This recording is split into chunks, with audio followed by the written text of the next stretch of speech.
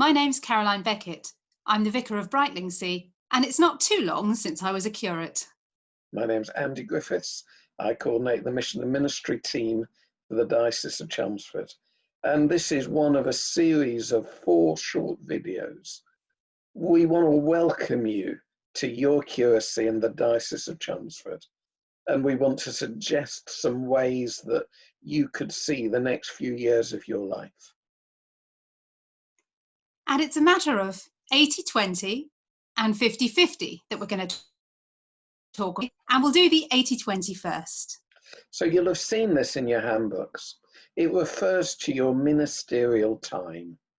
We suggest that 80% of your ministerial time should be spent in your home base, your home church or your MMU context, and 20% on other kinds of learning.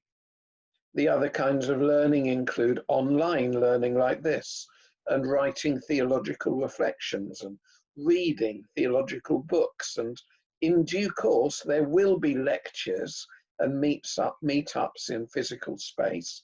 And we set you various projects as well over the 3 years of your curacy.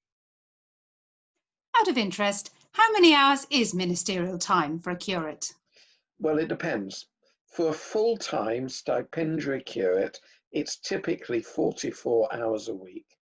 But of course, there will be weeks where you work a lot more than that, and weeks where you work considerably less. So 20% of that is a bit more than a day. And we don't have any part-time deacons or priests, do we? No, that's right. If you're a deacon all day, every day. And if you're a priest, your priestly ministry is 24/7. However, for these purposes, we count your ministerial time as the time you give to ministry in your home-based church or your MMU. For self-supporting ministers, well, it's for you to set this in your working agreement, but it could be anywhere between 10 hours and 30 hours a week. So on the 80-20 rule, if I give 10 hours a week ministerial time, 2 of those hours should be spent on my own learning and development. Exactly. And your training incumbents know all about the 80-20 rule too. So that's 80-20. Now, Caroline, what about 50-50? Well, this is about the ministerial time, not just for curates, but for all ministers and leaders in the Diocese of Chelmsford. And it's the idea that we should be spending roughly the same amount of time on people outside the gathered church as we spend on those who are already in the church. Okay. So the external stuff, and I guess that includes evangelism and weddings and funerals and social action and building an alliance in civil society for the common good. Yeah, what you could call foreign affairs. Yes, and the internal activities could be called home affairs or congregational development, pastoral care and preaching and leading in worship and running a PCC. Caroline, I'll be honest, I don't always find it easy to tell the difference between what's external and what's internal. Well, no, it's not easy. And that's one of the great things about the Church of England. We don't treat anyone who comes to us as an outsider. Nevertheless, the 50-50 principle is important, because if you find yourself just becoming a chaplain to those who already attend church, then something's gone badly wrong. But equally, there's a problem if you spend all your energy on what goes on outside the gathered church and none on congregational development. Caroline, does the tradition of the church have anything to say about this? It does, a lot. Let's just skim a stone here. You're going to be ordained not once, but twice, first as a deacon and then as a priest.